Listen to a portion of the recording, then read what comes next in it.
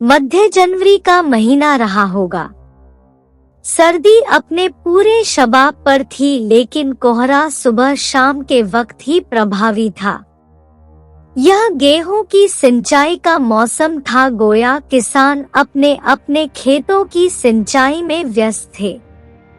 हमारे कुछ खेत गांव से लगभग 1-1.5 किलोमीटर की दूरी पर पड़ते थे। उस समय सिंचाई के साधन ज्यादा नहीं थे, इसलिए उस मंझरिया में जब कोई पंप सेट जाता था तो सब लोग उसी से बारी बारी से अपने खेतों की सिंचाई कर लेते थे। मंझरिया का यह इलाका काफी दुर्गम था और उधर एक ताल को पार करके जाना होता था। उस समय चोरों का भी बड़ा आतंक था, इसलिए हमारे घर के लोगों ने भी वहां पर एक अस्थायी झोपड़ी डाल रखी थी ताकि पंप सेट की निगरानी की जा सके।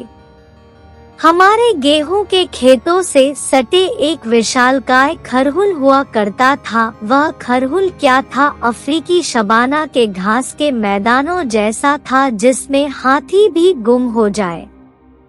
उसी से सटे एक छोर पर हमारा बोरिंग था।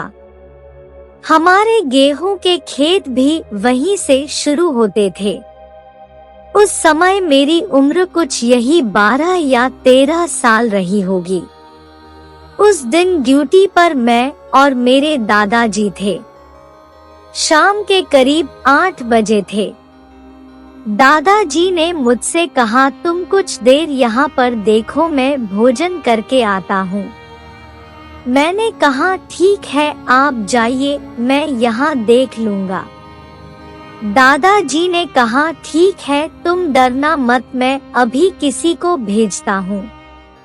इतना कहकर दादाजी एक लाठी और टॉर्च हमें देकर चले गए।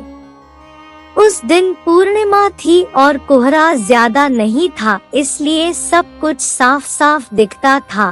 पंप सेट की फट फट की आवाज रात की नीरवता को भंग करती थी। दूर से कभी कभी सियारों के हुआ की आवाज सुनाई पड़ जाती थी। दादाजी के जाने के बाद लगभग आधे घंटे ही बीते होंगे कि खरहुल में किसी के चलने की आहट सुनाई पड़ी। मैंने चारों तरफ टार्च घुमा कर देखा तो कोई नजर नहीं आया। मैंने सोचा कि कोई जानवर होगा और निश्चिंत होकर बहते हुए पानी पर अपना ध्यान केंद्रित करने की कोशिश करने लगा। अभी कुछ पल ही बीते होंगे कि मेरे पीछे एक आदमी के धीमे से खांसने की आवाज सुनाई पड़ी। मैंने पीछे मुड़कर देखा तो पगड़ी बांधे एक बूढ़ा सा आदमी मेरे बिल्कुल पास ही खड़ा था। मैं बचपन में भी डरपोक बिल्कुल नहीं था और मैंने सोचा दादाजी ने किसी को भेजा होगा। उसकी ओर देखने लगा। हालांकि उसकी ओर देखने में मुझे खासी दिक्कत हो रही थी। अभी मैं उससे कुछ पूछता कि उसने ही मुझसे पूछ लिया, तुम मिसिर जी के पोते हो ना?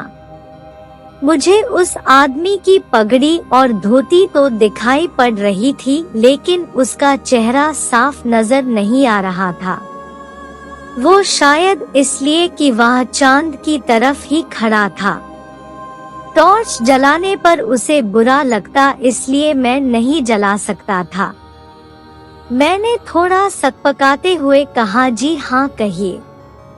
उसने फिर पूछा, मिसिर जी कहाँ रहते हैं? आजकल मिलते नहीं हैं।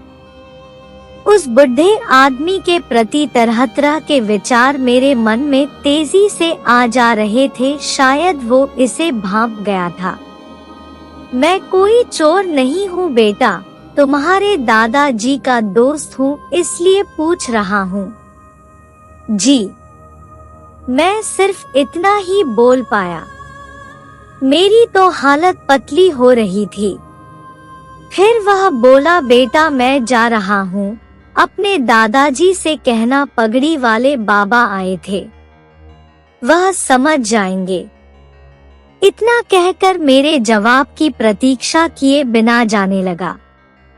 लेकिन मुझे देखकर बड़ा अजीब लगा कि वह आदमी मेड़ की बजाय खेतों के बीचों बीच पानी से होकर जा रहा था। उससे भी बड़े आश्चर्य की बात यह थी कि पानी में चलने के बावजूद पानी में कोई हलचल नजर नहीं आ रही थी। ऐसा लग रहा था जैसे वह पानी के ऊपर ऊपर चल रहा हो। वो जल्दी मेरी आंखों से ओझल हो गया। मैं इसी उधेड़बुन में पड़ा कि वह आदमी था या कुछ और।